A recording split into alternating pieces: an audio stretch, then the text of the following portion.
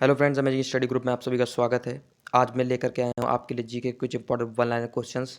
तो चलिए फिर शुरू करते हैं अपने इस वीडियो को। तो फ्रेंड्स, वीडियो को शुरू करने से पहले मैं आपको बताना चाहूँगा कि आपको करना क्या है, चैनल को सब्सक्राइब कर देना है, वीडियो को लाइक कर देना है, कॉमेंट में अपना फीडबैक जरूर से देना है। तो चलिए बढ़ते हैं अपने इस वीडियो की तरफ। तो फ्रेंड्स, पहला क्वेश्चन डिस्कस कर लेते हैं। पहला क्वेश्चन हमारा ये है कि कंप्यूटर का पिता किसे कहा जाता है। तो फ्रेंड्स, कंप्यूटर का पिता जो है वो हम लोग चार्ल्स बेबेज को बोलते हैं। अब चार्ल्स बेबेज की हिस्ट्री के बारे में डिस्कस कर लें। तो चार्ल्स बेबेज जो थे वो हमारे इंग्लिश मैथमेटिशियन थे। साथ ही साथ इनका जो जन्म था वो 26 दिसंबर 1791 को लंदन में हुआ था। अगला क्वेश्चन डिस्कस कर लेते हैं। अगला क्वेश्चन हमारा ये है, असहयोग आंदोलन के साथ में निम्नलिखित में से कौन सा आंदोलन चलाया गया था। तो फ्रेंड्स, खिलाफत आंदोलन जो था वो असहयोग आंदोलन के साथ में चलाया गया था। अब खिलाफत आंदोलन के बारे में डिस्कस करते हैं। तो खिलाफत आंदोलन जो था वो मार्च 1919 से जनवरी 2021 तक चलाया गया था और ये गांधी जी के द्वारा चलाया गया था। इसके मुख्य व्यक्ति जो थे वो गांधी जी ही थे। चलिए बढ़ते हैं अपने अगले क्वेश्चन की तरफ। तो अगला क्वेश्चन हमारा है, हाल ही में एक श्वेत बाघ की हत्या हुई है, उसे किस नाम से जाना जाता था। तो उस श्वेत बाघ को हम लोग बाजीराव के नाम से जानते थे। तो राइट आंसर इसका क्या होने वाला है, बाजीराव। तो फ्रेंड्स, अब श्वेत बाघों के बारे में मैं आपको बता दूं कि दुनिया भर में जो श्वेत बाघों की जनसंख्या है वो लगभग 200 है और जिसमें से 50% कॉन्ट्रीब्यूशन यानी कि 50% कॉन्ट्रीब्यूशन जो है वो सिर्फ और सिर्फ भारत का है। यानी कि 200 में से 100 जो है सिर्फ भारत के ही हैं। ठीक है फ्रेंड्स, अब बढ़ते हैं अगले क्वेश्चन की तरफ।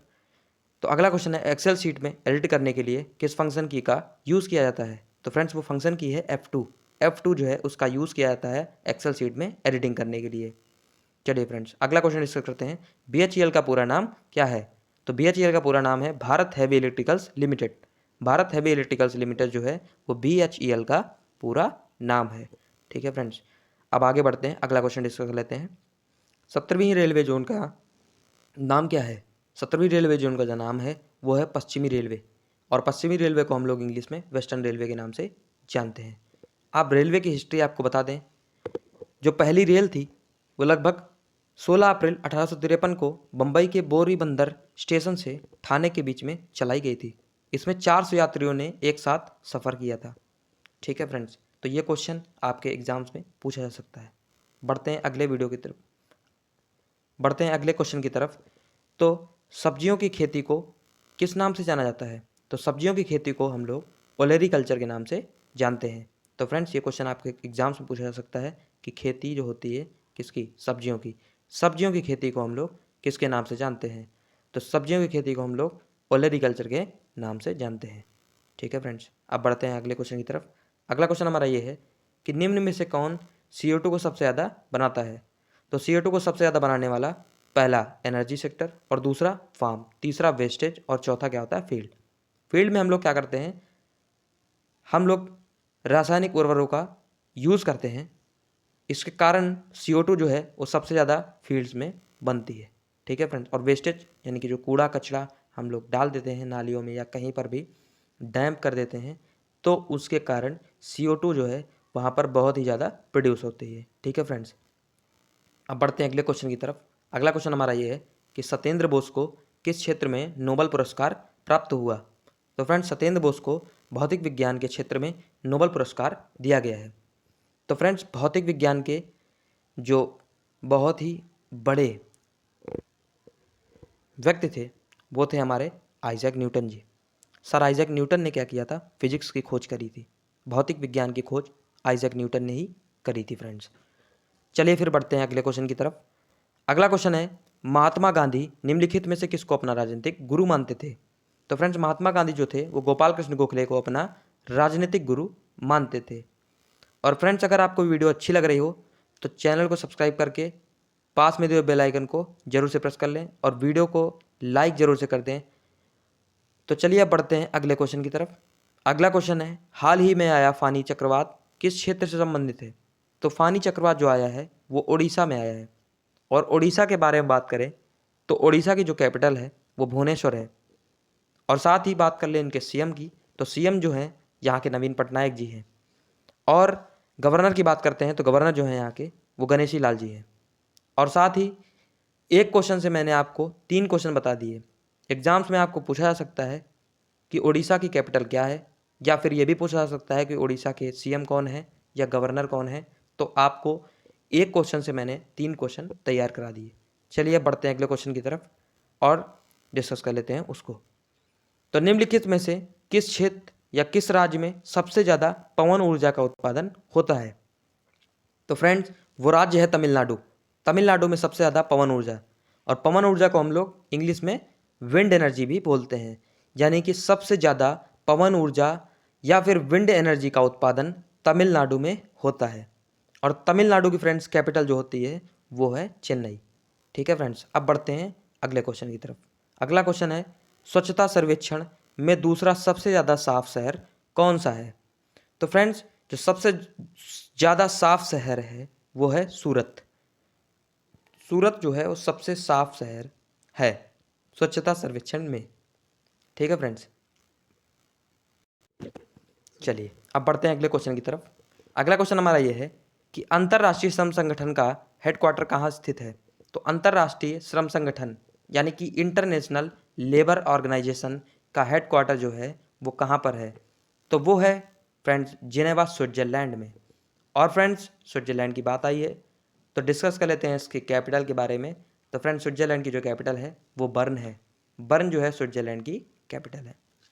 और फ्रेंड्स आगे बढ़ने से पहले मैं बता दूँ, चैनल को सब्सक्राइब कर लीजिए, वीडियो को लाइक कर दीजिए।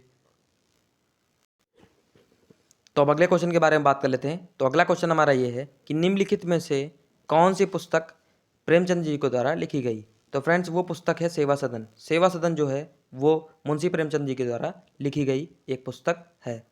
चलिए बढ़ते हैं अगले क्वेश्चन की तरफ। अगला क्वेश्चन है पौधों में फोटोसिंथेसिस की प्रक्रिया को करने के लिए कौन सी गैस आवश्यक है? यानी कि मोस्ट इंपॉर्टेंट गैस जो है फोटोसिंथेसिस की प्रोसेस को फॉलो करने के लिए कहाँ पर? प्लांट्स में, पौधों में। तो वो कौन सी गैस है? CO2। CO2 का केमिकल नेम जो होता है वो CO2 ही होता है, और साथ ही साथ इसका फुल नेम जो होता है वो कार्बन डाइऑक्साइड होता है।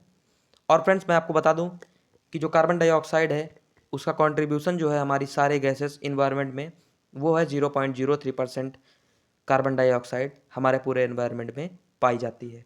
ठीक है फ्रेंड्स, अब बढ़ते हैं अगले क्वेश्चन की तरफ। अगला क्वेश्चन हमारा ये है 2020 में प्रेस फ्रीडम प्राइज किसने जीता? तो फ्रेंड्स 2020 में प्रेस फ्रीडम प्राइज जो जीता है वो शहीद उल आलम ने जीता है। ठीक है फ्रेंड्स, 2020 का प्रेस फ्रीडम प्राइज शहीद उल आलम के द्वारा जीता गया है। अब बढ़ते हैं आगे और डिस्कस कर लेते हैं नेक्स्ट क्वेश्चन की तरफ। संविधान के किस अनुच्छेद में DPSP में अल्पसंख्यकों के लिए प्रावधान किया गया है? तो अल्पसंख्यकों के लिए संविधान में अनुच्छेद 46 में प्रावधान दिया गया है। ठीक है फ्रेंड्स, अब बढ़ते हैं अगले क्वेश्चन की तरफ। यूनिसेफ का सबसे युवा ब्रांड एम्बेसडर कौन है?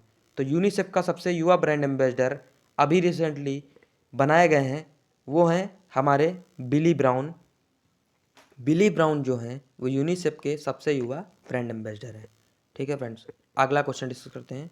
न्यूटन के कितने नियम होते हैं? तो फ्रेंड्स न्यूटन के गति के 3 नियम होते हैं। पहला नियम होता है जड़त्व का नियम, और दूसरा नियम जो होता है वो संवेग का नियम होता है। तीसरा नियम जो होता है वो क्रिया प्रतिक्रिया का नियम होता है। ठीक है फ्रेंड्स, अब चलते हैं अगले क्वेश्चन की तरफ। निम्नलिखित में से कौन सा एक स्कूल सैटेलाइट नासा के द्वारा लॉन्च किया गया है? ये एक स्कूल सैटेलाइट है जो कि नासा के द्वारा लॉन्च किया गया है। वो कौन सा सैटेलाइट है? तो फ्रेंड्स ये सैटेलाइट है कलाम सेट। कलाम सेट जो है ये एक नासा के द्वारा लॉन्च किया हुआ सैटेलाइट है। तो राइट आंसर इसका क्या जाने वाला है? कलाम सेट। चलिए बढ़ते हैं अगले क्वेश्चन की तरफ। अगला क्वेश्चन है कौन सा ग्रंथ बुद्ध धर्म से संबंधित है? तो वो धर्म है त्रिपिटक।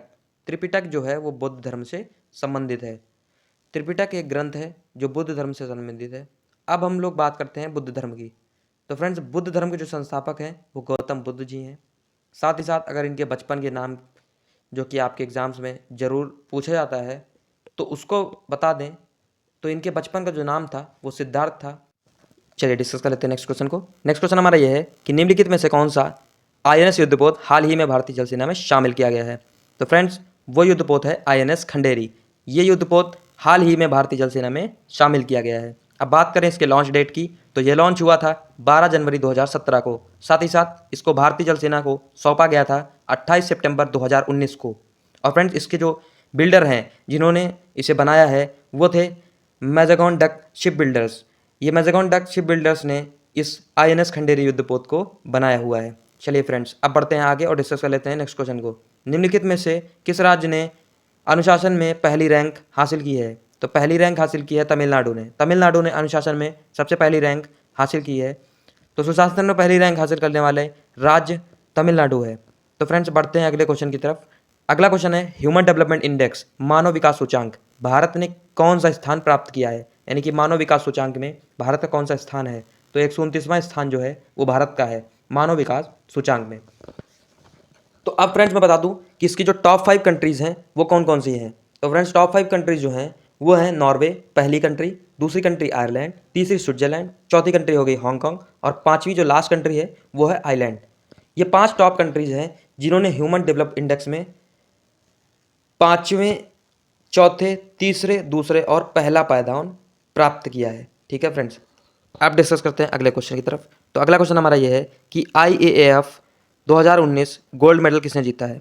तो IAAF का 2019 का गोल्ड मेडल जो जीता है वो सिफन हसन ने जीता हुआ है। ठीक है फ्रेंड्स, चलिए डिस्कस करते हैं अगले क्वेश्चन की तरफ। अगला क्वेश्चन हमारा ये है कि हाल ही में आयोजित जेनेटिक कॉन्फ्रेंस, हाल ही में अभी बता दूं कि फ्रेंड्स जेनेटिक कॉन्फ्रेंस हुई है। तो वो जेनेटिक कॉन्फ्रेंस कहाँ पर हुई है? तो फ्रेंड्स वो हुई है पुर्तगाल में हुई है जेनेटिक कॉन्फ्रेंस। तो फ्रेंड्स, अब डिस्कस करते हैं अगले क्वेश्चन की तरफ। तो अगला क्वेश्चन हमारा यह है कि लिटमस पेपर को निम्न में से किसके द्वारा बनाया जाता है? तो फ्रेंड्स, लिटमस पेपर को हम लोग जो बनाते हैं वो लाइकेन से बनाते हैं। और फ्रेंड्स, लाइकेन के बारे में बता दूं, लाइकेन क्या है? ये एक तरीके का पेड़ होता है जहाँ से हम लोग कुछ चीज़ निकाल करके और उसको रिफाइन करके लिटमस पेपर को डिज़ाइन करते हैं। तो फ्रेंड्स, अगर वीडियो अच्छी लगी हो तो फ्रेंड्स वीडियो को लाइक कीजिए, चैनल को सब्सक्राइब कर दीजिए, पास में दिए बेल आइकन को ऑल पे सेलेक्ट कर दीजिए। तब तक के लिए मिलते हैं नेक्स्ट वीडियो में। नमस्कार।